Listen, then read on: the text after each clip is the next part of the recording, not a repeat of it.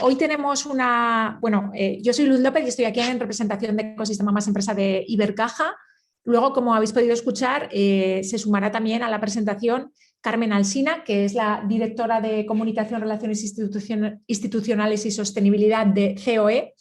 Este año pasado, en diciembre del año pasado, se firmó un acuerdo entre COE y Ecosistema Más Empresa de Ibercaja para impulsar de alguna forma las organizaciones, la sostenibilidad de las organizaciones en todo su sentido más amplio, ¿no? Y es que al final tenemos un tejido empresarial que hay que cuidar y que desde Ecosistema Más Empresa y desde COE pues, se realizan diferentes acciones, algunas de ellas conjuntas, como estas que estamos haciendo, con el objetivo, insistimos, de impulsar la sostenibilidad de nuestras organizaciones. Y para ello trabajamos en diferentes ámbitos, como es la innovación, como es la digitalización, la sostenibilidad específicamente, que luego mi compañera Carmen nos contará desde Fundación Ibercaja y desde Ibercaja Banco cuál es el enfoque de la sostenibilidad y por qué es un pilar fundamental para la organización. Trabajamos también la diversidad, la transformación cultural y el emprendimiento. Hoy tenemos con nosotros a Juan Rollo. Juan Rollo es una persona que nosotros tenemos de referente dentro del vertical de sostenibilidad en la organización. Es profesor de económicas en la Universidad de Zaragoza y está considerado como uno de los economistas más influyentes dentro del mundo de la RRSS en materia de RSC, de responsabilidad social corporativa y de inversión socialmente responsable. También es editor de Cultura RSC y es miembro de la Junta de Plena Inclusión en Aragón. La verdad es que Juan además tiene una vena social muy importante de apoyo a todo lo que es la discapacidad y también es algo que es muy de agradecer. Y yo voy a dar la palabra a Carmen Campos, que como os digo es compañera nuestra de Fundación Ibercaja y Ibercaja Banco, que brevemente os va a contar un poco por qué desde Ibercaja el enfoque, el apoyo a la sostenibilidad es uno de los pilares fundamentales de la institución. Carmen, te paso la palabra y luego cuando venga también con nosotros Carmen Alsina le daremos la palabra a ella. ¿Vale? Muchísimas gracias a todos y bienvenidos en nombre de Ecosistema Más Empresa y de COE. Muchas gracias, Luz. Buenos días, Juan. Buenos días a todos los asistentes. Como decía Luz, en Ibercaja, tanto banco como fundación, la sostenibilidad ha entrado de forma transversal. Como explicará después Juan, ya no es un tema de moda ni de voluntariedad, es un tema ya normativo, pero en Ibercaja estamos dando un pasito más. Hace 2 años ya que introdujimos la sostenibilidad de forma transversal a nivel interno.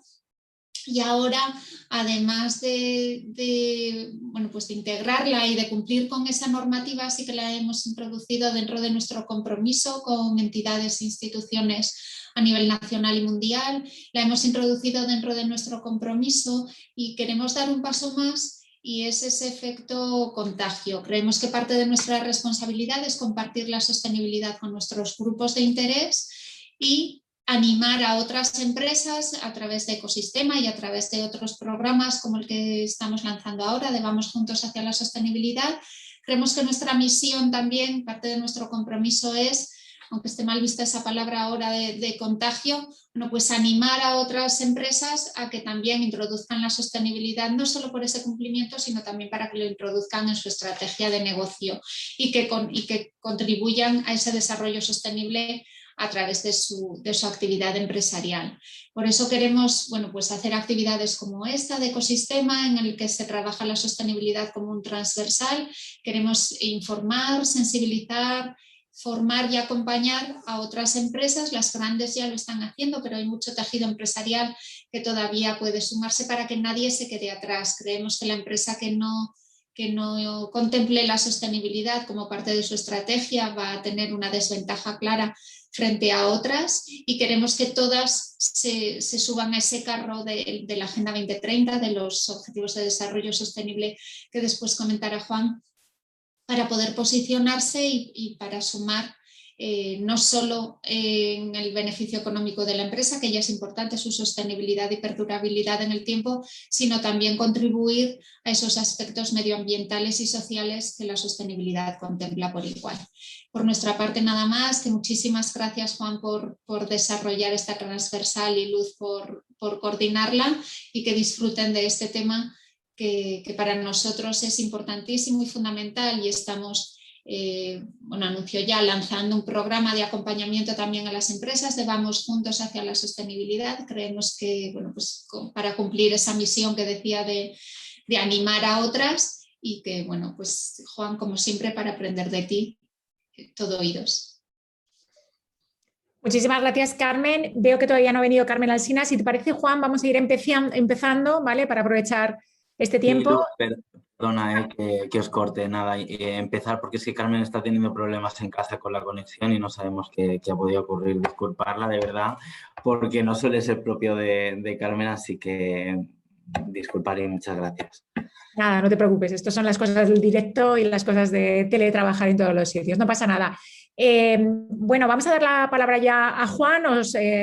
Simplemente deciros también que a lo largo de todo el webinar va a estar con nosotros Miren Peña, que es compañera de la Oficina Técnica de Ecosistema Más Empresa. Cualquier duda que podáis tener a lo largo del webinar las podéis ir escribiendo en el chat. Miren dará paso a las diferentes cuestiones. Y también está con nosotros Laura Mateo, que también es compañera de la Oficina Técnica y que también os puede dar soporte. Así que, Juan, te dejo en unas manos estupendas y a partir de aquí, como ha dicho Carmen, vamos a aprender todos de Juan. Muchísimas gracias. Bueno, pues muchas gracias, Luz, Carmen, Miren, Laura, todos los compañeros COE. Gracias por invitarme a participar en este webinario. Gracias también a todos los asistentes por acudir, porque la verdad es que hay tantas actividades digitales hoy en día y tan accesibles para todo el mundo que, bueno, ser capaz de discriminar y venir a esta en concreto, pues la verdad es que es un orgullo para todos los que participamos y es realmente de agradecer. En cualquier caso, si os parece, cuando venga la persona de COE que tiene que moderar, pues que interrumpa la clase o que la clausure, eso, en fin, sin ningún problema y con toda confianza. Lo mismo que cualquiera de los asistentes, yo entiendo que lo ideal, si estamos pocos, pues yo creo que lo ideal es que podáis intervenir siempre que queráis. A lo mejor si levantáis la mano no os veo, no sé si Miren o Laura o pueden, y si no directamente abriendo el micro y hablando, que no hay ningún problema, y así lo hacemos también bastante más dinámico. Voy a comenzar a compartir la pantalla. Uy. Sí, mira, tenemos ahí a Carmen. Mira, hola. qué bien. Sí, perdonadme de verdad el retraso, pero es que tenía otra reunión en paralelo que también tenía que abrir y pensé que iba a ir más rápido. Disculparme todos, de verdad, ¿eh? Y buenos días. Buenos días, Carmen. ¿Qué tal? Bueno, no sé si entrar ya así de forma directa. No sé si entra ya porque todavía no había empezado Juan, justo le habíamos dado la palabra, o sea, yo creo que estás en el momento óptimo para hacer esta... Llegaba yo puntual. No, disculparme, de verdad, el retraso. Es que a veces la agenda nos viene súper apretada, pero bueno, la verdad es que es un gusto estar y daros la bienvenida a todos. Primero ver a todos los que sois, que la verdad que ya es un número numeroso y bastante, y de gente, digamos, que está interesada en sostenibilidad, que para mí eso es fundamental. Desde COE sabéis que esto es un compromiso que iniciamos esta andadura de una forma proactiva desde que se incorporó el nuevo presidente en el 2018. Empezamos a trabajar los temas de sostenibilidad de una forma entendiendo que era un tema que debíamos liderar desde COE y acompañar a las empresas en este proceso y servir de cauce y que, bueno, de alguna manera pudieran adaptarse a un mundo que yo creo que no está cambiando, ya ha cambiado, y que todos nosotros ya lo que estamos haciendo es adaptándonos a ese cambio, ¿no? A veces se habla de esto como algo opcional y yo creo que no es opcional, es una realidad que tenemos todos, que vivimos ya en esa realidad. Las empresas han de plantearse esto ya como una realidad, incorporarlo en sus estrategias de una forma completa, 360, y eso requiere, lógicamente, que todos nos adaptemos desde todos los departamentos y en toda la visión de la propia cadena de valor de la empresa. Hoy, bueno, comentaba que venía de otra reunión, estamos trabajando varias áreas desde COE, tratando un poco de avanzar en ello y lo que nos encontramos es un abanico de temas que todos están ligados, todos se encadenan y todos forman parte de un total, desde la legislación que se está desarrollando, desde los propios grupos de trabajo que ahora estamos muy enfocados, que se están trabajando en la Comisión Europea de Finanzas Sostenibles, en fin, que al final vas viendo que desde la propia gobernanza de la empresa ha cambiado y debemos de volver otra vez a reescribir cómo trabajamos esa gobernanza, tenemos que ver cómo trabajamos esa cadena de valor, esa cadena de suministros y trabajar todo lo que tiene que ver con diligencia de vida. Nos va a llevar años complicados, pero a la vez yo creo que saldrá un resultado positivo. Estamos también con el proyecto de ley que ha salido sobre diligencia de vida y luego pues tenemos eso, todo lo que tiene que ver con la financiación y con las formas de invertir, que a la empresa es su core, ¿no?, en toda la actividad económica, y que los inversores ahora mismo se está trabajando en todo ese ámbito de las finanzas sostenibles. Ya se ha sacado toda la regulación para lo que es cambio climático, pero sabemos que se está avanzando también en otras áreas medioambientales para poder desarrollar toda la taxonomía, y sabemos que vamos a abordar también la economía social, que también ya se está trabajando en algún grupo de trabajo en Europa donde participamos desde Business Europe. Entonces, bueno, no me entretengo más, pero sí que creo que es algo muy serio, que algo que nos afecta y que va a formar parte, o ya debería de formar parte, de la gestión de las empresas, y por lo tanto es importante que estéis todos aquí y que en ese aspecto, ¿no?, sigáis trabajando también para intentar, como siempre, que el sector privado esté ahí, lidere y sea capaz de gestionar este cambio con toda la competitividad, ¿no?, que va a llevar aparejada. Y no me enrollo más. Gracias de verdad por contar conmigo en esta inauguración. Muchas gracias, Carmen. Lo dicho, has llegado justo a tiempo, así que si te parece ahora vamos a pasar la palabra a Juan para que ya inicie un poquito la sesión. Muchísimas gracias. Juan, todo tuyo. Muy bien, perfecto, pues muchas gracias. Me confirmáis, ¿verdad?, que veis la pantalla. Se ve, Juan, pero no está en formato presentación, ¿vale? Está ahora en formato presentación. Correcto. Perfecto, muy bien. Pues muchas gracias también por vuestra presentación. Efectivamente, estoy totalmente de acuerdo, ¿no? La sostenibilidad ha venido para quedarse. Todavía le seguimos llamando responsabilidad social corporativa, pero yo creo que el concepto ya ha trascendido. ¿Por qué? Pues porque una de las claves fundamentales de la responsabilidad social corporativa era su voluntariedad, y hoy en día eso ha dejado de ser ya tal cual, sino que ha pasado a tener un marco normativo muy importante y una taxonomía que está todavía debatiéndose a nivel europeo y a nivel anglosajón. Hay como dos corrientes realmente importantes, pero bueno, que duda cabe que al final está trasladándose a España, y hay una serie de normativa que al final, como muy bien comentábamos también antes, es transversal a todas las organizaciones y a todos los departamentos y a todas las áreas y a todas las unidades de la empresa, ¿no? Ese va a ser un poco el argumento, pero sí que es verdad que antes de nada me gustaría un poquito poner en contexto lo que es un poco la exposición, ¿no? Y para ello vamos a hacer un poco, por romper el hielo un poco, pues una especie como de juego, ¿no? Y os voy a plantear ahora una serie de imágenes, y mi compañera Miren os va a preguntar a través de la herramienta tradicional que ya utilizó Luz en el webinario anterior, ¿qué os parece, ¿no? Y tenéis que decir un atributo, un nombre, una característica, algo, ¿no?, de las imágenes que os voy a mostrar ahora. Este es el zoom. Si queréis ahí con el móvil podéis hacerle una foto, y a continuación ya se aparecerá para que vosotros introduzcáis ahí la palabra exacta, y estas son las imágenes. Eso es, podéis participar entrando en el enlace que os he escrito por el chat, ¿vale? Y podéis ya proponer vuestras palabras. ¿Tengo que quitar la pantalla, dejar de compartir para luego verlos? Miren. Si te parece, como quieras. Si de momento no tenemos respuesta, mira, sí, ya vamos teniendo respuestas. Si quieres, compartes todas las imágenes y luego vemos las palabras, sí. ¿O quieres que lo hagamos? Vale. Yo dejo ya de compartir y ahora vas poniendo las palabras que nos van saliendo. Perfecto.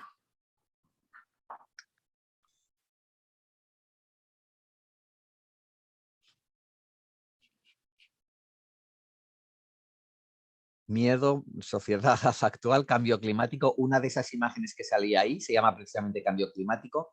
Se llama Líderes hacia el cambio climático, pero efectivamente estamos en un mundo casi posapocalíptico. Es un mundo donde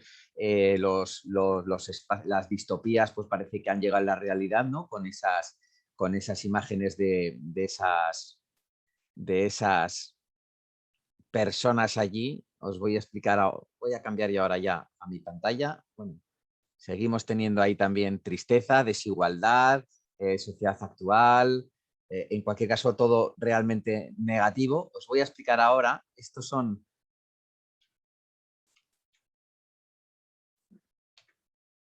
resulta que estas figuritas son unas figuritas que se hacen de resina, los hace un escultor gallego que se llama Isaac Cordal, son en miniaturas y les va colocando en diferentes zonas de las ciudades, ¿no? Para un poco reflejar un poco también, pues denunciar el tema social, denunciar un poco también las estructuras que existen hoy en día y un poco pues todas las dinámicas, ¿no? En muchos casos destructivas que tiene la sociedad. A mí, como a muchos de vosotros, estas imágenes también me provocaban este tipo de circunstancias, ¿no? Estos son imágenes de hace 2 días, ¿no? Y estas son imágenes en España, precisamente, ¿no? En donde vemos las calles arrasadas, delincuencia, en fin, vandalismo, etcétera, ¿no? Sin embargo, este es el mensaje que en muchos casos nos llega a la sociedad y este también es el mensaje, esta es la sociedad real actual, ¿no? Esto es una sociedad en donde vemos aquí personas con discapacidad física, intelectual, sensorial, pero que están felices y contentos, que están trabajando y que están interactuando, ¿no? con todas las personas en el mundo, en un entorno laboral, desde la empleabilidad, etcétera, etcétera, etcétera. ¿Vale? No sé si conocéis a Boyan Slat también. Este es un chaval emprendedor que ha diseñado lo que se llama la aspiradora marina de plástico, ¿no? Para tratar de solucionar un problema como es el tema de la contaminación marina. Es decir, frente a todas esas imágenes negativas, toda esa sociedad distópica, esa sociedad que desde luego no queremos, violenta, pues está también otra sociedad que en muchos casos también es hacia la que yo pienso que va el futuro, ¿no? Que es hacia la gente emprendedora, la gente positiva, la gente donde la discapacidad, las personas con discapacidad adquieren su plena ciudadanía y donde tienen los mismos derechos y obligaciones que las personas sin discapacidad. Un poco por recapacitar, ¿no? Estamos en una sesión en donde vamos a hablar de sostenibilidad. Yo antes he hecho un guiño a la palabra responsabilidad social corporativa y la he vuelto a cambiar ahora por el término de sostenibilidad, ¿no?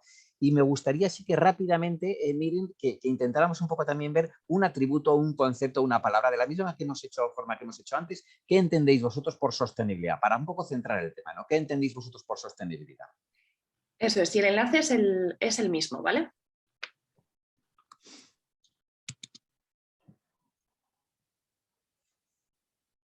Futuro que casi ya es presente, desarrollo, efectivamente, desarrollo sostenible, el desarrollo solo puede ser sostenible, que duda cabe que el medio ambiente es una de las palancas fundamentales, equilibrio también, es una palabra que me gusta mucho, el equilibrio, igualdad también, efectivamente, mantenibilidad, bueno, sí, claro, pues también de esos aspectos positivos, desde luego, respeto por el medio ambiente es verdad que al final tiene una característica muy importante, el planeta es donde coexistimos todos y no lo podemos despreciar ni mucho menos y tiene que ser sostenible para las siguientes generaciones. La palabra equilibrio, efectivamente, la palabra equilibrio me encanta, yo creo que es una de las claves, ¿no? Fijaros cómo futuro también, respeto, el medio ambiente, yo creo que sale también, economía circular, también es una de las claves, es uno de los verticales, diversidad, por supuesto, justicia, efectivamente,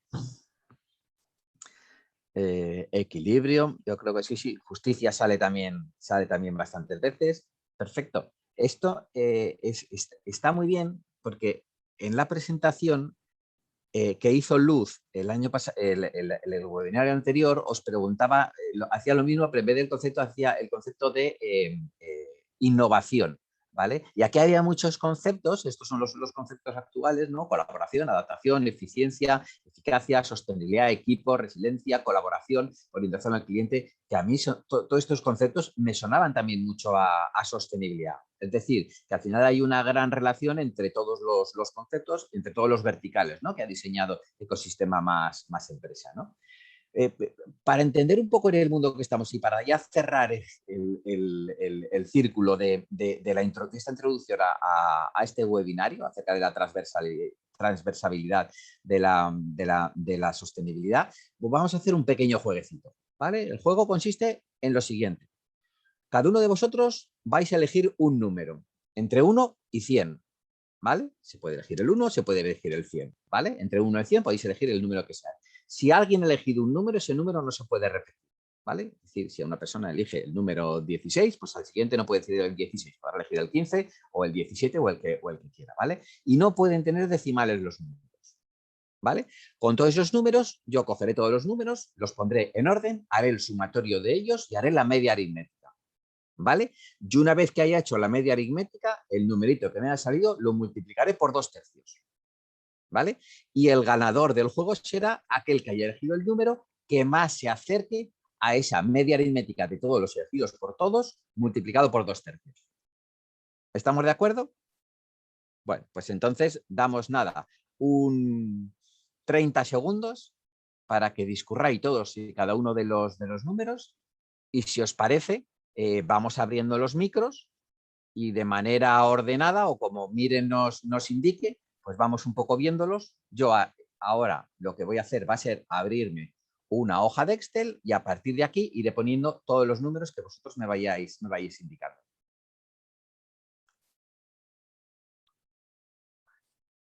Damos 30 segunditos para un poco para pensar los números y...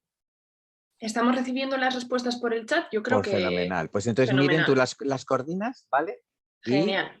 Y Miren, tú también juegas, o sea que tú también vas a tener que decir números. Oh, bien. Todos los que estamos aquí tenemos que participar.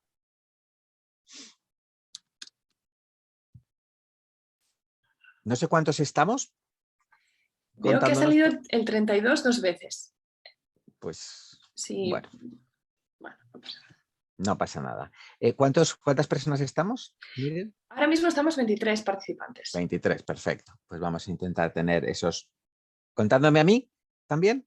Sí, eso es, todas las personas que estamos asistiendo. Pues 22, que yo no juego, y los demás tendrían que salir aquí 22 numeritos, con lo cual si quieres, ¿me vas diciendo los números, Miren?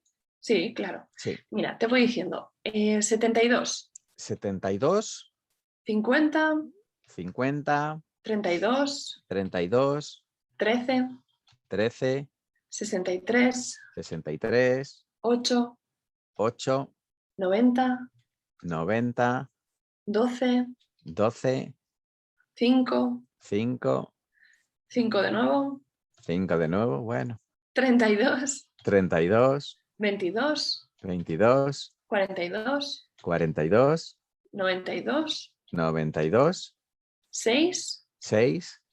45. 45. Y 25. Y 25. ¿No tenemos más números? No, en el chat no tenemos los números. Perfecto. Pues los que hemos jugado, así. Dice Gemma que podemos quitar un 5, pero yo creo que lo mantenemos. Porque a lo mejor no es la misma persona que lo ha... Ah, vale, puse un 6, sí, perdona, 6. Ah, un 6, pues venga, pues aquí sí, un porque 6. como se repetía, genial. Perfecto, Gracias, fenomenal. Entonces, vamos a eliminar esto y vamos a mostrar aquí, mostrar celdas. En teoría, el número, la media aritmética multiplicado por 2/3, ¿vale? Era el 12, ¿vale? Y entonces ha ganado el número 12. ¿Quién ha elegido el número 12? Yo he elegido el 12. El 12, Laura. Pues Laura, te llevas un magnífico lote de libros escritos por un servidor sobre cómics. ¡Qué suerte! Entonces, los tenía ahí en la presentación, ¿no? Entonces, bueno, ahora sí que es verdad que me gustaría que abriéramos los micros, ¿vale? Y que cada uno me dijerais el motivo por el que habéis elegido el 72. ¿Quién ha elegido el 72?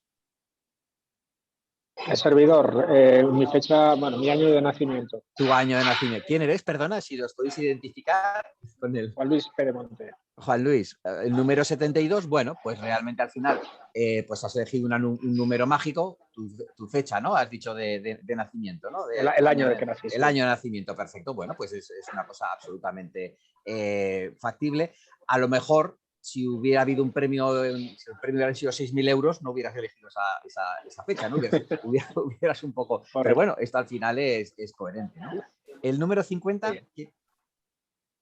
Elegido. ¿A Carmen? Yo, sí. ¿Por qué has elegido el 50? Pues yo tengo que decir que mi número favorito es el 12 porque es el día que nací. Como yo. Pero como esto era un taller de sostenibilidad, he pensado que el 50 era el equilibrio y he dicho, ¿esto tiene truco? Ah.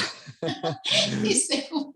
Pues claro, fíjate, está muy bien. Yo pensaba que a lo mejor habías elegido por ser la mitad, ¿no? Como había dicho el número, la media aritmética, ¿no? Pues podría haber sido, ¿no? Pero bueno, al final no deja de ser también un número mágico para Carmen, ¿no? Oye, el 50 del equilibrio, pues es un poco también un poco como... ¿no?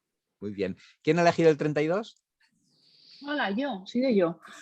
¿Me veis? Sí, sí, Hola. perfectamente. ¿Quién eres? Yo soy Irene. Ah, Irene, muy bien. De verdad, lamento decepcionaros, pero ha sido aleatorio completamente. Aleatorio. No he tenido absolutamente ningún motivo. No hay ningún problema. Un número también pues, puede ser mágico, puede ser de búsqueda de equilibrio, puede ser aleatorio. Bueno, pues al final, a lo mejor Irene, si el premio hubieran sido 6.000 euros, ¿también hubieras elegido un número aleatorio? Yo creo que sí. Sí, también. Bueno, pues es posible. Bueno, no sé. Gracias, Irene. ¿Quién ha elegido el número 13? No lo ha elegido. Bueno, saltamos. ¿Quién ha elegido? Eduardo Vela. Eduardo Vela. Bueno, pues si contesta algo, luego lo comentáis. ¿No? ¿Quién ha elegido el 63? Nos escribe por el chat Eduardo. Eduardo. Nos da la respuesta. ¿Y qué decía? De momento, hola. Hola.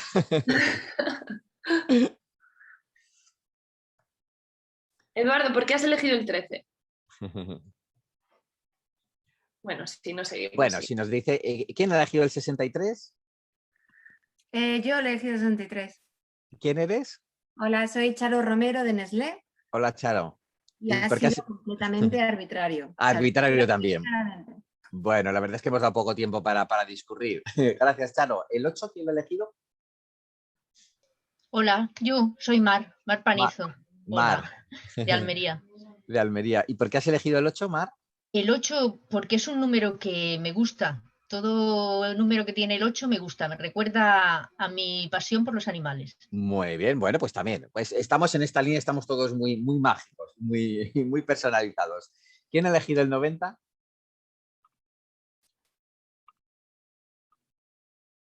Bueno, ¿quién ha elegido el 12? ¿Alguien?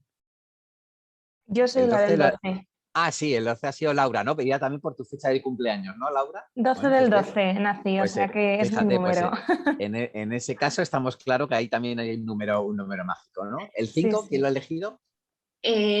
Yo. Miren, muy bien. Respecto al 90, Juan de Dios nos escribe que ha sido aleatorio también. Aleatorio también. Muy bien, pues perfecto. ¿El 5? ¿Quién lo ha elegido? Yo he elegido el 5 y lo he elegido porque es mi número de la equipación de baloncesto y el que he tenido toda mi vida.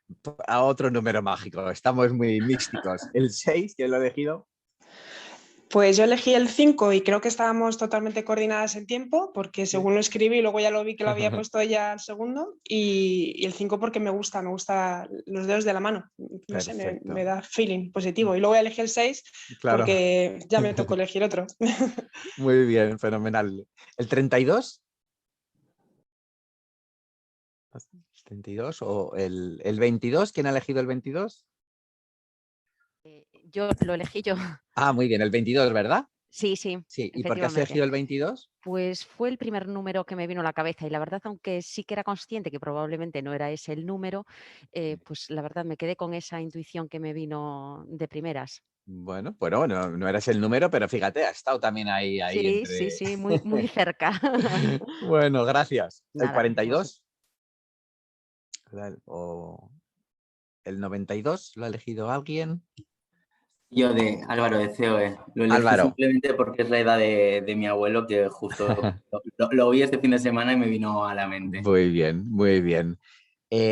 Álvaro, ¿y si hubiera habido un premio en vez de 2 libros de Juan Rollo, 6.000 euros, también hubieras elegido el número del 92? Yo creo que sí. Sí. Es que me vino sería la experiencia de este fin de semana y no sé, lo interiorizado que lo tenía, no sé, sí lo hubiese elegido, de verdad. Vale. ¿Todos habéis entendido bien quién ganaba el juego? ¿Que era la media aritmética de todos multiplicado por 2/3? O a lo mejor eso... Yo creo que sí, pero yo por mi parte no he pensado más que en el número que me pareció, así que... Muy bien. Gracias, Álvaro. ¿Quién ha elegido el 6? Yo. ¿Y por qué has elegido el 6?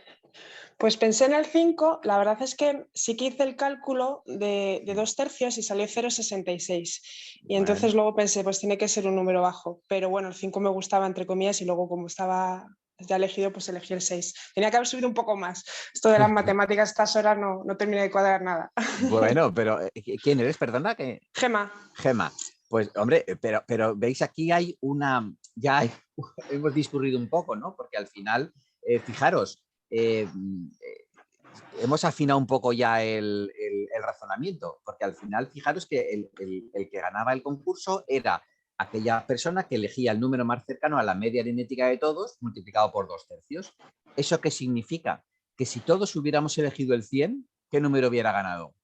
El que decía Gema, ¿verdad? Eras la del 6, era Gema, ¿no? Pues ella ha hecho ese razonamiento, con lo cual cualquier número elegido por debajo de 66, ¿creéis que tiene alguna probabilidad de ganar? Ninguna. ¿Vale? Es decir, las personas que hemos elegido el 90, el 72, el 63, pues es que esos realmente tenían 0 probabilidades de ganar. El resto no. ¿Vale? Entonces, claro, lógicamente, si esto hubiera sido un premio de un importe suculento, pues lógicamente a lo mejor podríamos haber discurrido, ¿no? Si no, pues no deja de ser más que un juego. Pero ¿cuál es la moraleja? Que al final, si tratamos de llevar la probabilidad a nuestro favor, nuestras probabilidades de éxito son mayores. ¿Vale? ¿El 45, quién lo ha elegido? ¿O el 25? ¿Tenemos? Bueno, en cualquier caso, fijaros, el razonamiento de Gema. Pero Gema, tú no tenías mucha confianza en el resto de tus compañeros, ¿verdad? Pues pensaba que esto, efectivamente, cada uno iba a elegir un poco el número que más como se sintiera. Porque fíjate, si Gema hubiera tenido muchas confianzas en sus compañeros, ¿qué hubiera pensado? Que sus compañeros son igual de racionales que Gema. Con lo cual, Gema, si tú piensas que tus compañeros son igual de racionales que tú, ¿qué número hubieran dicho todos tus compañeros? Pues a lo mejor también el 66, ¿vale? Y entonces, claro, si hubieran dicho todo el mundo en vez del 100 o entre el 66, pues ¿qué número hubiera ganado realmente? El 33, porque es 66 por 2/3. Pero si todos son igual de racionales, todo el mundo pensará que todo el mundo es igual de racional, con lo cual despreciarán el 66, despreciarán el 33, ¿y cuál elegirán? 33 por 2/3, es decir, el 11, ¿vale? Y así, ¿cuál sería el número que ganaría? El 1, porque no valen decimales. Siempre y cuando todos fuéramos racionales. Pero claro, es obvio, y este experimento acaba de demostrar que no somos racionales. Es decir, no hemos tratado de llevar la probabilidad a nuestro favor. Hemos premiado números mágicos. Y en este caso la aleatoriedad es máxima, porque frente al número máximo del abuelo de Álvaro, de 90 años, tenemos el número mágico de Miren, de 5, o de Laura, que es la que ha ganado al final, ¿no? Si esto hacemos en otros ámbitos, este experimento, esto es un experimento de la Universidad de Harvard, no es un experimento que me he inventado yo, ni mucho menos, ¿no? Y al final, en la Universidad de Harvard se hacía el experimento con todo tipo de profesionales, de alumnos, de bedeles, de profesores, de personal de administración y servicios, de todos. Y al final no había grandes coherencias tampoco, no grandes, todo el mundo decía un poco, había esta misma amalgama que se ha reproducido aquí, se ha reproducido también en la Universidad de Harvard, ¿no? Allí el número que ganó fue el 15. ¿Vale? Es decir, había todavía incluso más diversidad, ¿no? Me ha pasado también en otros ámbitos en los que yo me he salido del aula, cuando se podía estar todavía físicamente, y todos los alumnos han compinchado y todos han dicho el número 100. Es decir, esto también puede haber manipulación. Es obvio que las primeras personas que han elegido el número tenían menos probabilidades de acertar que las segundas, porque las segundas, en cuanto fueran viendo cómo Miren iba poniendo en el chat todos los números, tenían información y podían haber tratado de sesgar. Si había números altos, podía haber hecho un número más alto. Si había números más bajos, pues podía tirar un número abajo, porque la media aritmética por 2/3 sería un número más abajo todavía. Es decir, no todo el mundo tiene las mismas probabilidades. Si esto lo hubiéramos hecho por orden, pues no el primero tiene menos probabilidades de acertar que el segundo, porque el segundo tiene más información que el primero. Además, si esto lo hacemos en una clase de adolescentes, pues os puedo imaginar, y si esos adolescentes son chicos en vez de chicas, os puedo asegurar que hay un número mágico que sale también en muchos casos, que es el 69. El 69 saldría también en muchísimos casos, porque me ha pasado también en muchos institutos en donde ese número pues, ha salido repetidamente, ¿no? Todo influye también al final a la hora de coordinar también esa relación entre esfuerzo y recompensa. Si la recompensa hubiera sido mayor, seguramente hubiéramos afinado todos muchos más nuestra forma de trabajar. Bueno, en este caso, Laura, te llevas esos 2 libritos que salen allí, que te los haré llegar. Fenomenal. Muy bien. Bueno, pues ahora sí ya entramos un poco en lo que es materia, ¿no? Vamos un poco. Sí que es verdad que os agradecería que cualquier duda que tuvierais, pues las pudierais explicitar directamente. Si levantáis la mano, Miren os puede dar paso, y si no, directamente me interrumpís y abrís el micrófono y directamente habláis, ¿no? Os voy un poco a contextualizar el concepto de sostenibilidad, el concepto de responsabilidad corporativa, para luego entrar directamente a hablar del marco normativo y qué nos afecta en cada una de las leyes, y luego un poquito para hablar también un poco de la clave fundamental del momento en el que estamos, ¿no? Que ya no es tanto el adaptar este tipo de políticas y el ser capaces de hacerlas transversales, sino que en muchos casos los métodos de reporting, los métodos de medición tengan la calidad suficiente, ¿no? En cualquier caso, lo que estamos de acuerdo es que si toda la sociedad ha cambiado, y los que ya rondamos una cierta edad, pues tenemos una cierta perspectiva de cómo ha cambiado la sociedad, pues desde la dictadura hasta la transición democrática, hasta la actualidad con la modernidad y la digitalización y la innovación totalmente imbricadas dentro de lo que es la sociedad española, es obvio que la empresa también tiene que cambiar, ¿no? Hoy en muchos casos las relaciones ya en las empresas ya no son tan explícitas, sino que en muchos casos ya son también implícitas, ¿no? En donde se comparte un montón de información y se provoca una flexibilidad que realmente es muchísimo mayor que hace unos años, en donde la productividad estaba medida exclusivamente con un nivel de producción, con un nivel de fabricación, con un nivel de ventas. Hoy en día hay conceptos como los que ya señalaba Luz, que habéis señalado vosotros mismos en el tema de innovación, cuando hablamos del tema de colaboración, hablamos del tema de empatía, hablamos de compañerismo, hablamos de flexibilidad. Esos conceptos hace 20 años no estaban tan en boga. La sociedad viene, yo en los años 90, cuando yo estudiaba económicas en la Universidad de Zaragoza, el modelo mío de líder empresarial era Mario Conde. Es obvio que ese modelo de broker agresivo, ejecutivo agresivo, el ejecutivo de ventas, ese modelo ha quedado trasnochado, y ha quedado trasnochado fundamentalmente no tanto por las trampas que hacían muchos de estos economistas en aquella época, sino porque es un modelo insostenible, porque es un modelo de un juego de suma cero. La especulación es una herramienta fundamental de los mercados financieros en base a que otorga liquidez al sistema. Cuando todos somos especuladores y no existe aquella figura que quiere cubrir riesgos, si todos estamos especulando, es un juego de suma cero, con lo cual no aporta valor, no aporta impacto positivo al sistema. Además, hoy en día las relaciones no se dan solamente entre la teoría de la agencia, entre el propietario de una compañía y el directivo, se dan entre todos los grupos de interés. ¿Por qué? Porque las organizaciones impactan en la sociedad, y ese impacto puede ser positivo y debemos de tratar de mejorar esos impactos positivos, pero también puede ser negativo y debemos de ser capaces de contrarrestar esos efectos negativos que pueden tener las organizaciones también en la sociedad.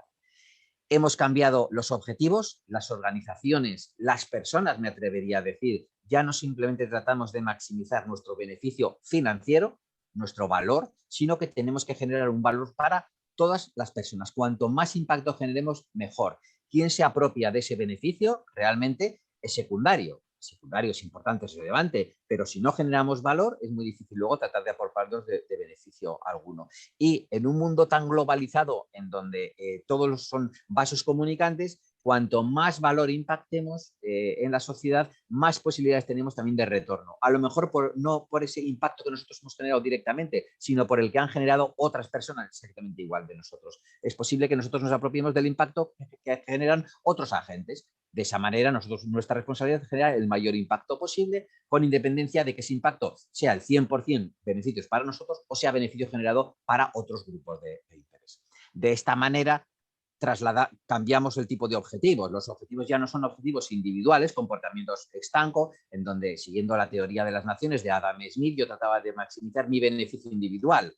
Si Miren trata de maximizar su beneficio individual, si Laura trata de maximizar su beneficio individual, es obvio que maximizamos el beneficio de los tres. Pero si Miren, cuando toma sus decisiones, trata de pensar qué es lo que más le beneficia a ella, pero también qué es lo que le beneficia a Juan y qué es lo que beneficia a Laura, y Laura, cuando toma sus decisiones, piensa no solamente en lo que le beneficia a ella, sino en lo que le beneficia también a Juan y a Miren. Y yo, cuando tomo mis decisiones, no pienso solamente en lo que me beneficia a mí exclusivamente, sino lo que pienso en lo que le beneficia a mí, a Miren y a Laura. Estamos generando un impacto positivo y estamos teniendo muchísima más capacidad de generar beneficio para todos. La empresa Ha dejado de ser un CIF, un ente jurídico abstracto, y ya la empresa es una verdadera entidad social, con su responsabilidad para generar ese impacto positivo en la sociedad y con su responsabilidad para evitar impactos negativos que puede también tener en la sociedad. Y todo esto vendremos luego a refrendar. Al final no estamos hablando de un derecho de propiedad individual que recaiga en ellos la responsabilidad, es un derecho de propiedad compartida con otros partícipes. Y es que, ¿cuál es la justificación definitiva? Es que han cambiado las bases conceptuales del mercado. No existe el mercado perfecto, que el beneficio particular genera un beneficio colectivo. Existe un mercado imperfecto, en donde es el beneficio colectivo el que genera un beneficio particular. Por mucho que yo recicle en mi casa personalmente el aceite, el plástico, los tapones, las cápsulas de Nespresso, el papel, el vidrio, por mucho que lo recicle yo solamente, si el resto de la sociedad no recicla, no se salva el planeta. Y mi objetivo es salvar el planeta, no es simplemente el hecho de quedar mi conciencia tranquila. Con lo cual tiene que ser algo siempre conjunto en sociedad, ¿vale? Esta definición la elaboramos cuando yo pertenecía al Comité de Sostenibilidad, a la Comisión de Sostenibilidad de AECA, de la Asociación Española de Responsabilidad Social, la Asociación Española de Contabilidad y Administración de Empresas, ¿no? Hablábamos en el año 2004 y yo pongo la definición tal cual para que veáis que no ha cambiado nada, excepto el concepto de voluntariedad. En aquella época, en 2004, decíamos que era el compromiso voluntario, ahora ya no es un compromiso voluntario, ahora es una obligación legal. Pero en cualquier caso era el compromiso voluntario de las empresas con el desarrollo de la sociedad y la preservación del medio ambiente, desde su esencia social y un comportamiento responsable hacia las personas y grupos sociales con quienes interactúa. Centra su atención en la satisfacción y las necesidades de todos los grupos de interés a través de estrategias a largo plazo, no algo puntual, no algo coyuntural, no algo operativo, sino algo estratégico, algo estructural, cuyos resultados muy importantes, los KPI, los indicadores, son medidos, verificados de forma externa, de forma independiente y comunicados adecuadamente, de tal manera que seamos capaces de generar buenas prácticas y efecto imitación. Más allá de cualquier cumplimiento normativa legal, ahora ya no, ahora ya es obligatorio y es normativa legal. Y más allá desde los resultados estrictamente financieros a corto plazo. Lo que buscamos es alinear todas las operaciones, ser transversales en toda la organización y, importantísimo, generar valor a largo plazo y, por supuestísimo, también obtener ventajas competitivas duraderas.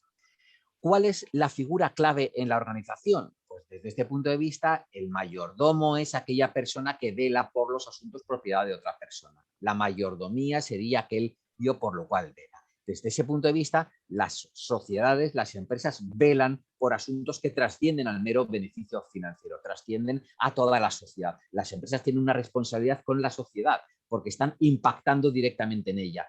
¿Quiénes son los que más están emitiendo CO2? Pues seguramente las empresas, seguramente el transporte. Tenemos una responsabilidad más allá del pago de impuestos. ¿Quiénes son los que tienen capacidad de generar empleos? Las empresas. Tenemos también una responsabilidad con la sociedad a la hora de generar los empleos. Y esto conllevará al final a que no puede haber la misma consideración social para una empresa que genera un beneficio y paga impuestos legalmente que otra empresa que genera los mismos ingresos, los mismos beneficios, paga los mismos impuestos, pero genera muchos más puestos de trabajo.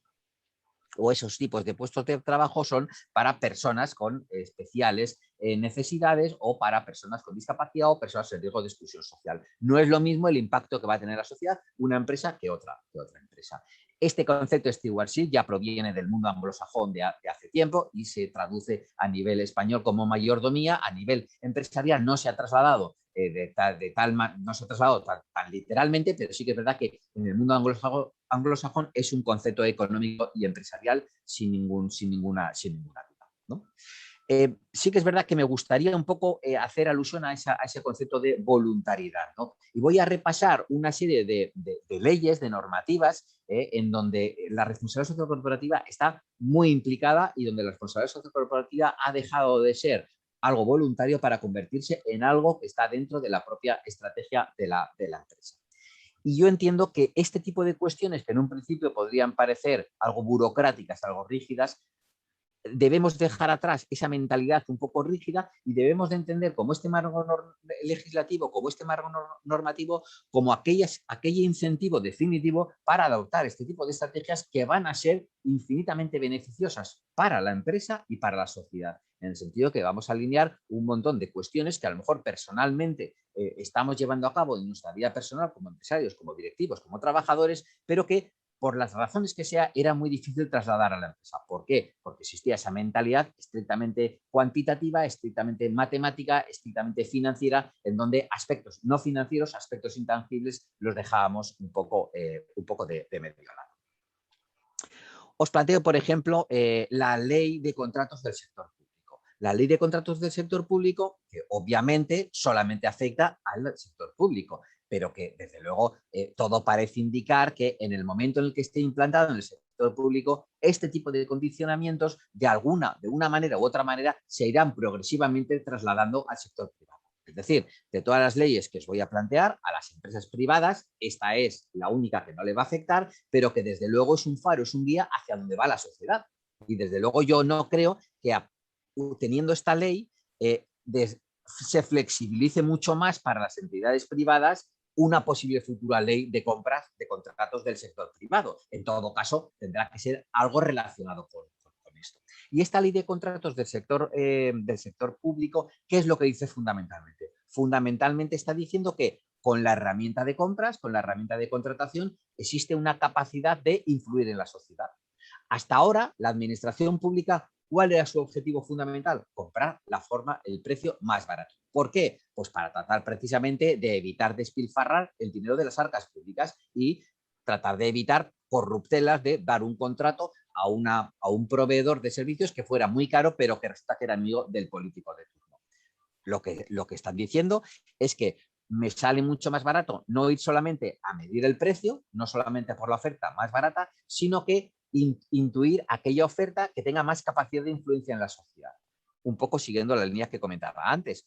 Esta ley de contratos del sector público lo que va a hacer es obligar a reservar una parte de la contratación pública para que esas compras solamente puedan ser satisfechas por centros especiales de empleo y empresas de inserción social sin ánimo de lucro. Muy importante, estamos hablando de centros especiales de empleo que tienen que estar realizados por entidades sociales sin ánimo de lucro. Es decir, dentro del contrato dentro de este contrato del sector público nos estamos olvidando de otras entidades que pueden tener personas con discapacidad pero que tienen ánimo de lucro. Aquí nos vamos a centrar en aquellas que no tienen ánimo de lucro, que son las que cumplen esa función social de emplear a personas con discapacidad física, intelectual, sensorial en la producción de bienes y servicios. Además, esta ley te va a obligar a la administración pública a dialogar de alguna manera con sus proveedores, en el sentido que dentro de los pliegos de contratación va a incluir una serie de cláusulas sociales y medioambientales que se llaman cláusulas especiales de ejecución, en donde va a primar, pues, por ejemplo, que el transporte de mercancías sea a través de coche eléctrico o que si se hace a través de coches tradicionales, las emisiones de CO2 se calculen, se midan y se compensen. Y en función de esas cláusulas sociales, pues vas a tener una puntuación mejor u otra puntuación de cara a ser capaz de obtener ese concurso y a ganar ese concurso. ¿Vale?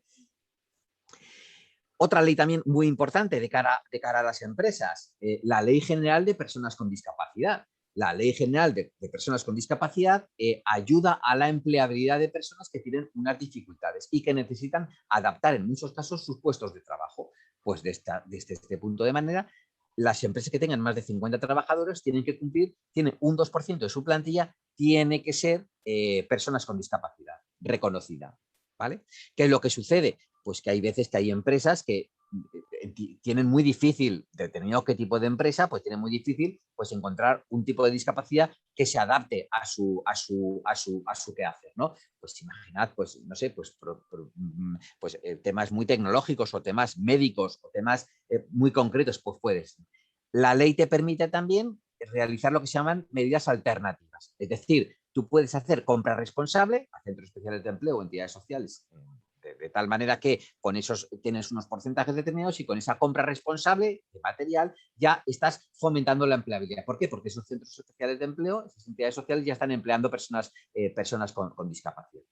O bien, si tampoco tienes acceso a ese tipo de compra responsable, directamente puedes hacer un donativo a entidades que estén legalmente reconocidas, de tal manera que con esa donación estás de alguna manera fomentando también la empleabilidad de las personas con discapacidades. Es decir, son 3 alternativas. Primera de todo y más importante, contratar directamente personas con discapacidad. Segunda, comprar productos realizados en centros especiales de empleo o entidades de inserción. Y tercero, hacer donativos directamente. Esto veremos luego cómo también se puede reportar y las empresas pueden marcar objetivos, porque esto es lo que te marca la ley, pero porque no las empresas pueden ir más allá de lo que marca la ley. Máxime cuando al final todo este tipo de actuaciones van a venir también en una influencia directa acerca de la reputación y acerca del compromiso de las empresas con la discapacidad. Podemos también, nuestra política de discapacidad, las empresas certificarlos, ¿no? Y existen varios certificadores, varias asociaciones que te permiten no solamente el tener un aspecto de contar qué es lo que estás haciendo en discapacidad, sino también plantearte objetivos, ¿no? Y eso también yo creo que es también bastante importante y que esas prácticas también sean verificadas también de forma externa. La ley, por ejemplo, de medidas de impulso para la sociedad de la información. De esta misma manera, la discapacidad entra también de lleno en el sentido de que nuestras páginas web tienen que tener accesibilidad. Esta accesibilidad es buena porque generamos un tráfico muy importante. Esta accesibilidad tiene que ser, sobre todo, para todos los dispositivos en los que estamos trabajando.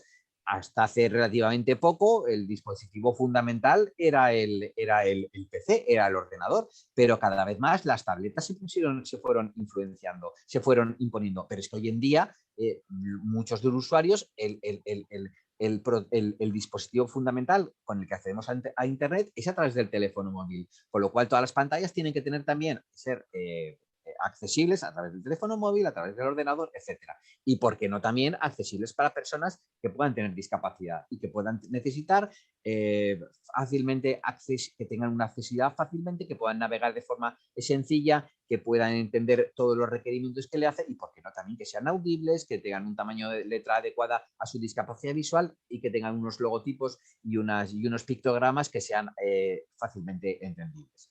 Todo este tipo de actuaciones propiciará también que personas que a lo mejor no tengan discapacidad pero no sepan español tengan más facilidad también de acceder a nuestras páginas, a nuestras páginas web. Existen diferentes herramientas en donde nosotros podemos hacer un diagnóstico de nuestra página web y ver hasta qué punto es accesible y no. Una ley que también está ahora ya, que se acaba de aprobar y que está a punto de publicarse en el BOE, es la Ley de Cambio Climático. Pues la Ley de Cambio Climático va a afectar fundamentalmente a algo tan claro como es el consumo de electricidad y consumo de energía.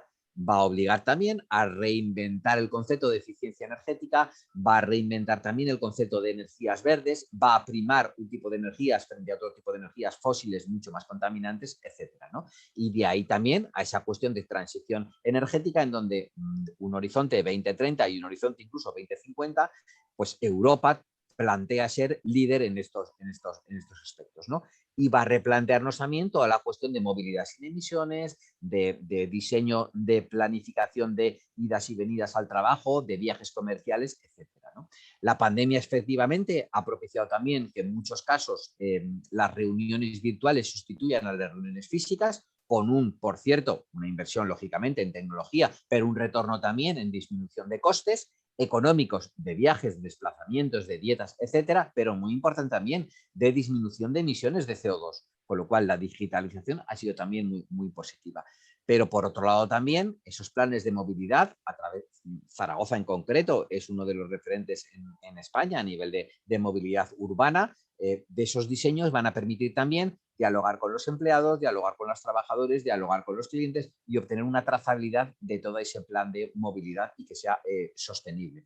Y muy importante en España, no solamente el tema de movilidad urbana, sino también el tema de movilidad marítima. Y al final todo ese tipo de rutas van a devenir en mejoras económicas, no solamente en mejoras de disminuciones de CO2, sino también en emisiones de consumo de combustible y, por supuesto, de costes. Otro tipo también de actuaciones contra el cambio climático, de protección a la diversidad, un país también como España y, por supuestísimo, medidas de transición justa en el sentido de no dejar a nadie atrás, muy en línea también con Pacto Mundial de Naciones Unidas y de equilibrar también quién merece la promoción y sobre todo qué entidades son más sensibles y que nadie se quede atrás en esta transición energética, como fenómenos como de pobreza energética, etcétera, ¿vale? Para esto es muy importante que las empresas, las personas también, me atrevería a decir, de forma individualmente, seamos capaces de calcular nuestra propia huella de carbono. El Ministerio pone a disposición de todos los usuarios una calculadora de huella de carbono, pero hay otras entidades como por ejemplo la Fundación Ecología y Desarrollo que tienen herramientas muy sencillitas para calcular cuál es tu consumo eléctrico, para cuál es tu consumo de kilometraje por diferentes medios de transporte, en tren, en avión, en coche compartido, etcétera, ¿no? Diésel, eléctrico, etcétera, ¿no? Y de tal manera que al final tú puedas asignar una huella de carbono y luego ya ver qué herramientas tienes tú de mitigación o de compensación o de reducir. Pues a lo mejor puedo fomentar más este tipo de reuniones virtuales y no es necesario acudir a tantas presenciales que conllevan unas emisiones de CO2 porque hasta ahora estaba utilizando mi transporte particular, mi vehículo particular. O en el momento en que yo tengo esta fotografía, plantearme si utilizo herramientas alternativas, como puede ser la bicicleta o como puede ser en muchos casos también cuando sea accesible, cuando sea fácilmente desarrollable, simplemente ir caminando. Hay muchas veces muchas distancias que se pueden recorrer de forma caminando, simplemente planificando bien los desplazamientos de forma adecuada y siempre que sean, lógicamente, pues desplazamientos cortos relativamente, ¿no? Viene mejor para mi bolsillo porque no gasto gasolina, no gasto parking, viene mejor para mi salud porque hago ejercicio y viene mejor para el medio ambiente porque no estoy contaminando con las emisiones de CO2. Otro tema también, la Ley de Economía Sostenible también apelaba a la responsabilidad social de las empresas, la Ley de Economía Sostenible, todo el tema también de digitalización, de comunicación, estaba también pendiente de eso, de su desarrollo reglamentario y al final esta ley lo que trasladó al final fue la creación de otra nueva ley en donde establecía la obligatoriedad para las grandes empresas de elaborar memorias de sostenibilidad. Las memorias de RSC tradicionales ahora se han convertido en estados de información no financiera y diversidad, con una serie de requisitos y de solicitud de información obligatoria y con unas multas también elevadas para aquellos que no reportan en los términos adecuados.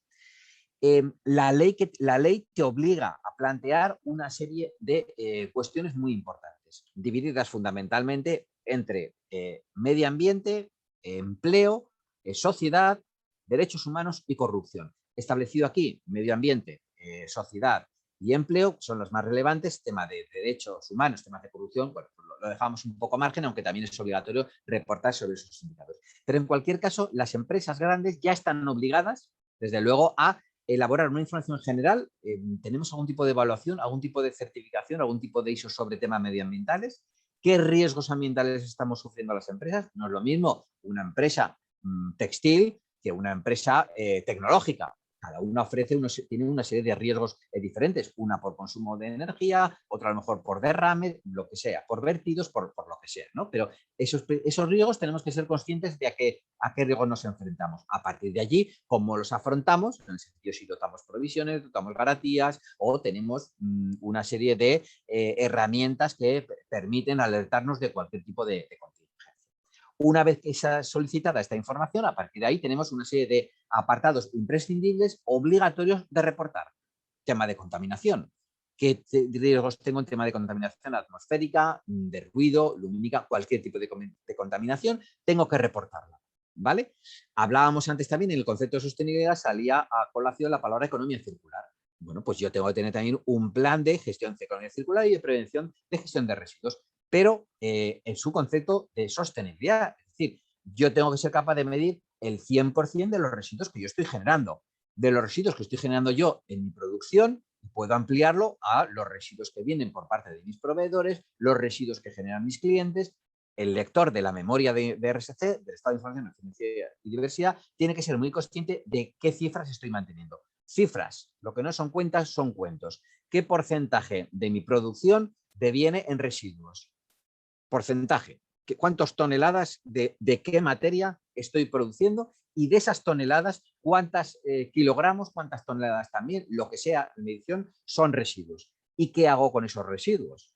Los vierto a vertedero homologado, los vendo para realizar un networking, una alianza con otro agente, los vuelvo a incorporar a mi cadena productiva mediante la reutilización, o lo que hago directamente es tener un plan de disminución de esos residuos invirtiendo en una máquina que me permite generar menos residuos.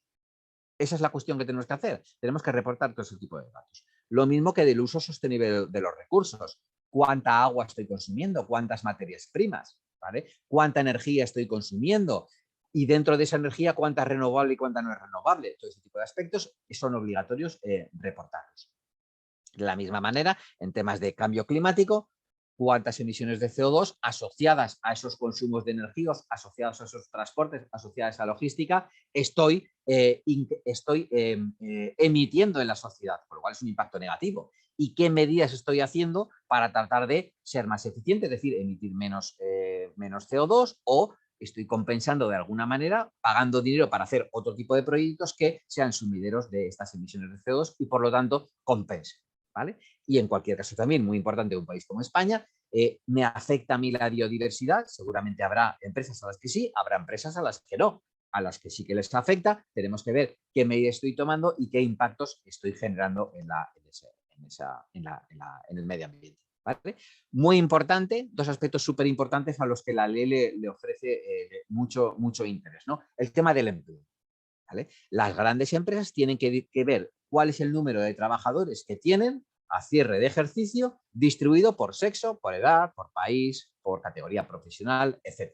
¿Vale? Muy importante, a fecha de cierre, si las empresas no son estacionales. Si son empresas estacionales, pues debemos de ver cuál es el número total de empleados a cierre de ejercicio y el número medio de empleados a cierre de ejercicio. ¿Vale? Muy importante también, en un momento en el que empleo es un objeto de lujo, no hay más que ver las cifras de paro alarmantes, sobre todo en España, en paro juvenil, donde España es la campeona de toda la zona europea, casi un 40% de paro juvenil de menos de 25 años, que es algo absolutamente, en fin, horroroso. Bueno, pues aquí tenemos que discriminar también todas las empresas cuántos despidos ha habido y cuántos contratos se han realizado, ¿vale? ¿Cuántos despidos ha habido? ¿Vale? No me vale netear los contratos nuevos con los contratos viejos. Tengo que decir cuántas personas he despedido, ¿vale? Y esos despidos los tengo que clasificar también por sexo, por edad y por categoría profesional, ¿vale? Muy importante también la remuneración. ¿Cuál es la remuneración media por este tipo de categorías? ¿Vale? De tal manera que podamos incluso, aquí nos hace hincapié exactamente el tema de la brecha salarial, ¿vale? Por puestos por hombre y por mujer. Aquí la brecha salarial no me la mide exactamente, tenemos que hacer fundamentalmente la mediana, no vale la media aritmética, vale la mediana. La definición de brecha salarial en cualquier caso la tenemos que plasmar así. Y muy importante, de todo este tipo de remuneraciones tenemos que excluir lo que son los consejeros y la alta dirección, ¿vale? La alta dirección y los consejeros van en un apartado aparte, en donde también aquí en concreto tenemos que discriminar por sexo y muy importante incluir todo el tema de cualquier tipo de remuneración haya habido, planes de pensiones, coche de empresa, lo que sea, ¿vale? Dentro del tema del empleo es muy importante también que hagamos una mención especial al tema de empleados con discapacidad, ver cómo estamos cumpliendo con la ley y qué política estamos haciendo para tratar de mejorar esos porcentajes. ¿Por qué nos tenemos que quedar en el 2%? ¿Por qué no podemos incrementar? ¿No? Y muy importante, aparte de ese numerito de personas con discapacidad, ver si no llegamos a ese límite, a ese número legal del 2%, con qué medidas alternativas estamos haciendo y, por supuesto, que tengamos perfectamente controlado todo el tema del certificado de excepcionalidad que nos autoriza a llevar a cabo este tipo de medidas compensatorias, ¿no? Y dentro de la organización del trabajo, otro apartado muy importante, las políticas de desconexión laboral, como discriminamos, pues que no mandamos un email a las 12 de la noche a un trabajador o que tenemos perfectamente organizadas cuál es nuestra jornada laboral o dentro de esa movilidad o dentro de esa flexibilidad, la tenemos perfectamente dialogada entre directivos y trabajadores, ¿no? Cómo se organiza todo ese tiempo de trabajo, decía antes, el número de horas de absentismo, aquellas en el cual yo espero que un trabajador esté en su puesto de trabajo y no está. Yo esperaba que sí que esté. No estamos hablando de maternidades, no estamos hablando de otro tipo de cuestiones, sino aquellas en las que han venido de forma sobrevenida. Muy importante cómo facilitamos la conciliación, es decir, entre los progenitores, ya sea por adopción, ya sea por nacimientos de hijos, etc. ¿Vale? Importantísimo también el tema de salud y seguridad, máxime con un drama como hemos tenido, como el tema de la pandemia, ¿no? ¿Qué medidas hemos implementado? ¿Qué protocolos de seguridad tenemos? ¿Cómo estamos intentando disminuir los accidentes de trabajo? ¿Qué frecuencia tienen? ¿Política de accidentes cero? En fin, equipos de protección individual, en fin, todo este tipo de cuestiones, ¿no?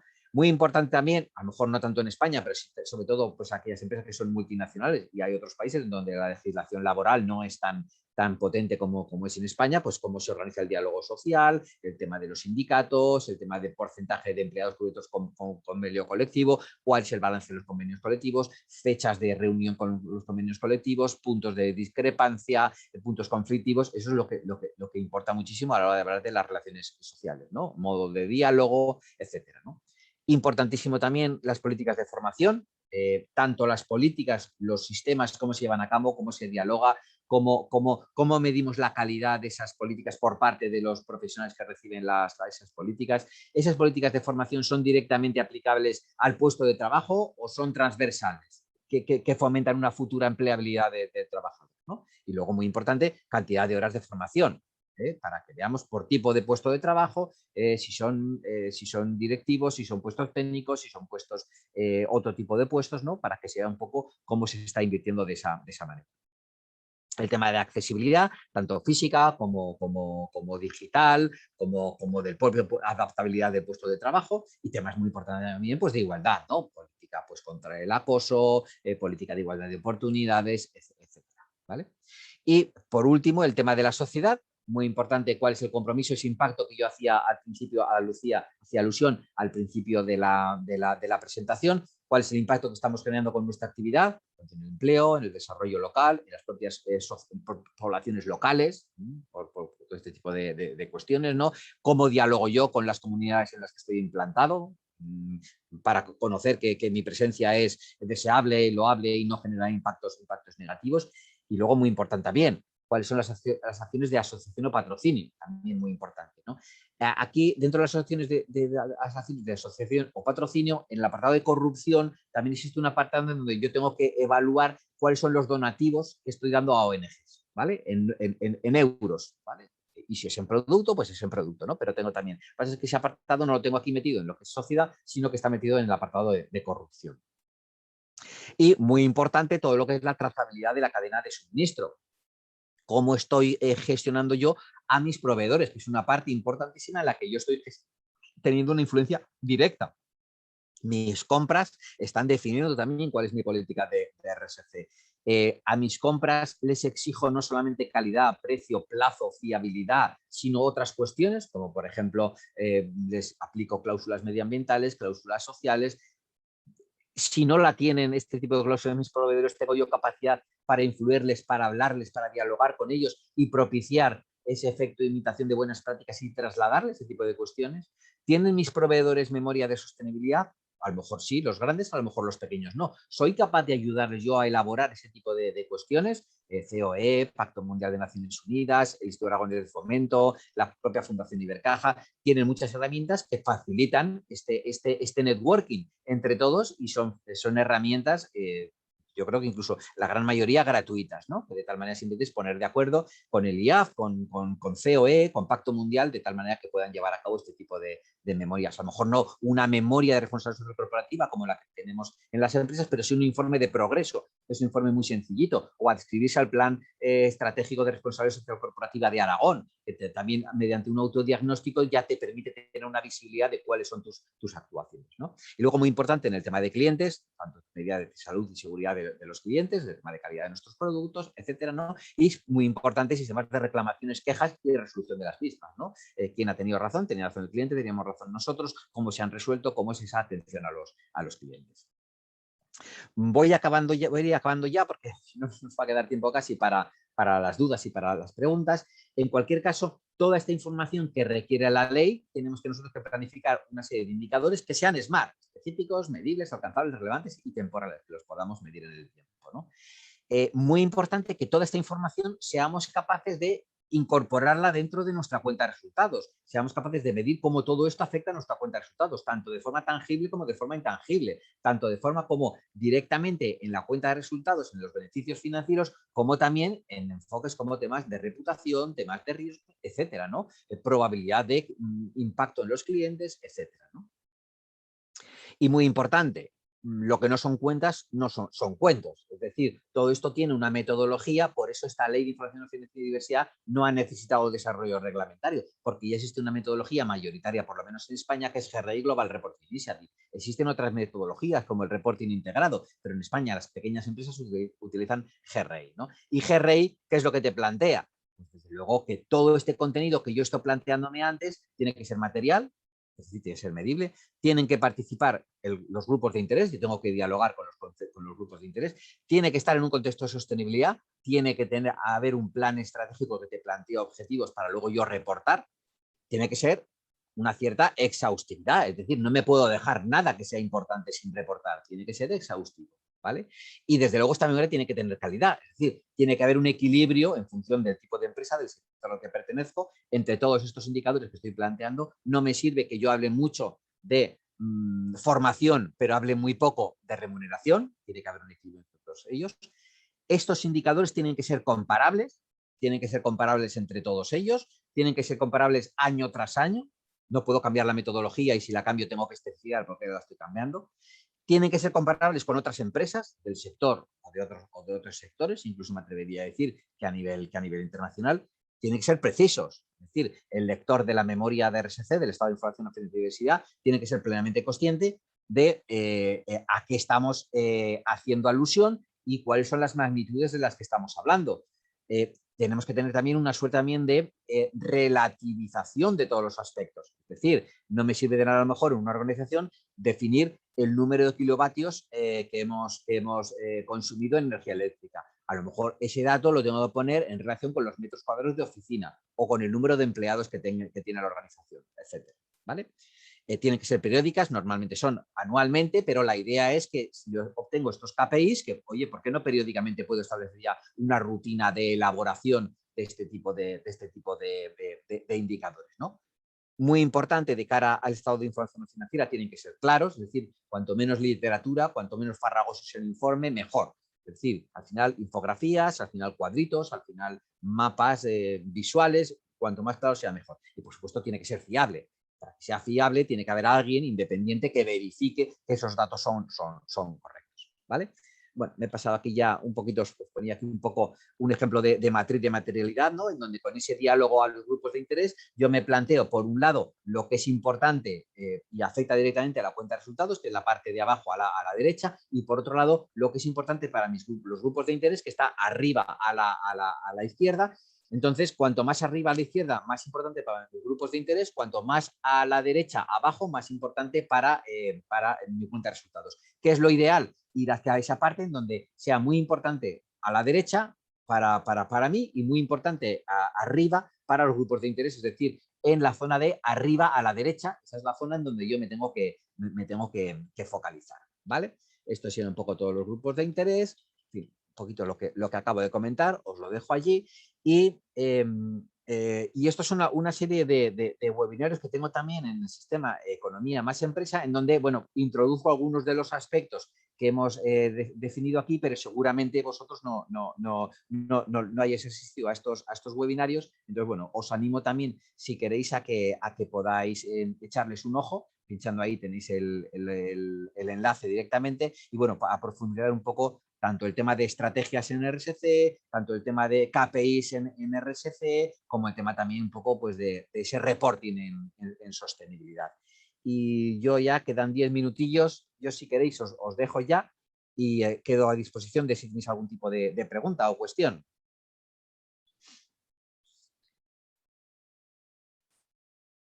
Por el chat, de momento no tenemos ninguna pregunta, pero yo sí que invitaría a que quien tenga cualquier duda o cualquier sugerencia, idea, que la comparta y que se active el micro. Y si no, también por el chat nos escribís y lo leemos.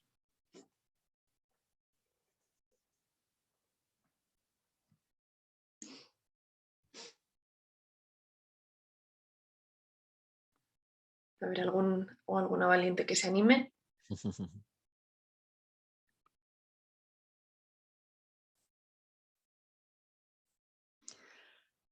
Al final la moraleja es que... Ay, perdón, sí.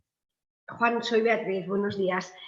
Quería hacerte una pregunta, que ante los estados de información no financiera, sí. el asesor o el consultor que ayuda a la empresa en este caso no son los típicos auditores de cuentas. Si puedes comentar un poco quién aborda junto a la empresa la elaboración de los estados no financieros. Gracias. Sí, podría ser, dentro de la empresa podría ser el director financiero que asumiera también esa responsabilidad, ya que reporto los datos financieros, pues reporto también los datos no financieros, o el director de sostenibilidad de esa organización. Los datos financieros tienen que ser auditados, ¿vale? Los datos no financieros tienen que ser verificados por una entidad independiente.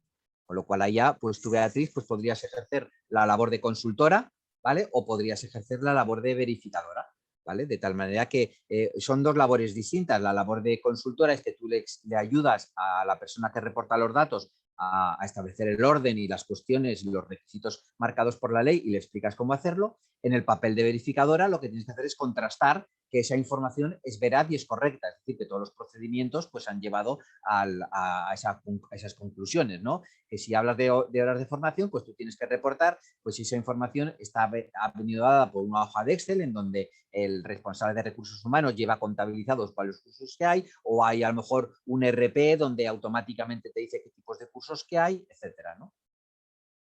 O a lo mejor pues en el tema de consumo eléctrico, pues te tendrán, si tú eres la verificadora, pues entonces tú tendrás que pedir las facturas, ¿no? En donde pone el consumo eléctrico y entonces sumas todo el consumo eléctrico y dices, ah, pues sí, efectivamente, el consumo reportado es el mismo, ¿vale? O si asignan a un consumo eléctrico unas emisiones de CO2 determinadas, pues tú tienes que irte a la calculadora del ministerio para cotejar que efectivamente ese dato reportado de emisiones de CO2 es el correcto.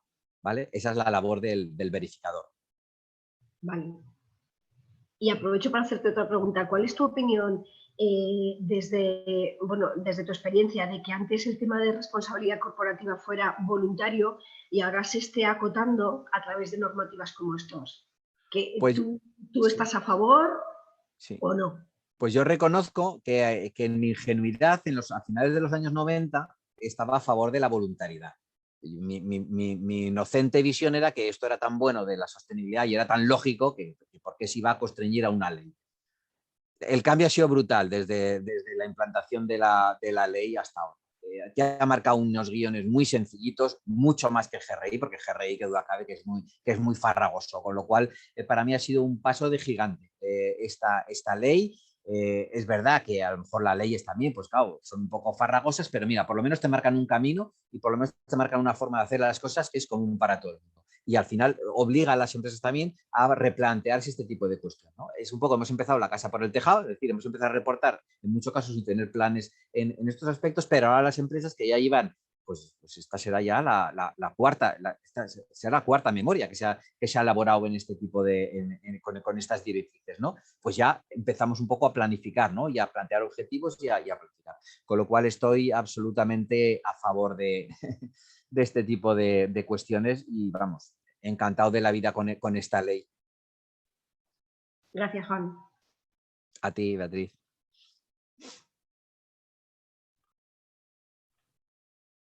Todavía tenemos unos minutitos, podéis aprovechar para preguntar. Al final yo creo que es importante que todos os planteéis esa doble visión de la RSC, ¿no? O sea, por un lado, desde hoy en adelante, vamos a ver, hasta la pandemia, los planes estratégicos solían ser de 2-3 años. Claro, con la pandemia, yo los planes estratégicos que me encuentro son anuales. Entonces, claro, hacer una estrategia anual parece un poco en fin, coherente. Pero en cualquier caso, la estrategia de hoy hacia el futuro, el reporting de hoy al pasado, ¿vale? Entonces, nosotros imagina que tenemos un plan de 3 años, tengo que hacer 3 memorias de RSC, ¿vale? Entonces, yo me planteo objetivos y la memoria de RSC me va a servir como un cuadro de mando integral en donde yo voy viendo qué objetivos tenía y cuál ha sido la desviación. ¿Lo he cumplido? Correcto. ¿Cómo lo he cumplido? Porque no hace que la haya cumplido porque se hayan compensado una acción muy positiva con una acción muy negativa. Tengo que ver qué es lo que ha pasado. Si ha sido una acción muy positiva, pues fenomenal. Lo que pasa es que las predicciones han sido malas. Y si lo que no se ha cumplido, pues tengo que ver qué herramientas he utilizado para que se cumpla a partir de ahora. ¿Vale? Y eso es el plan estratégico en RSC, ¿vale? Y los estados de información financiera que van a dar constancia de si ese plan de RSC se está cumpliendo o no se está cumpliendo. Y luego muy importante también el diálogo con todos los grupos de interés. Es fundamental. Esto no es un ordeno y mando. Es verdad que esto es top-down, es decir, es el equipo directivo el que tiene que plantear todo este tipo de cuestiones, pero no es ordeno y mando, sino que tengo que dialogar con todos los grupos de interés. Y previamente, lógicamente, he tenido que definir cuáles son los grupos de interés.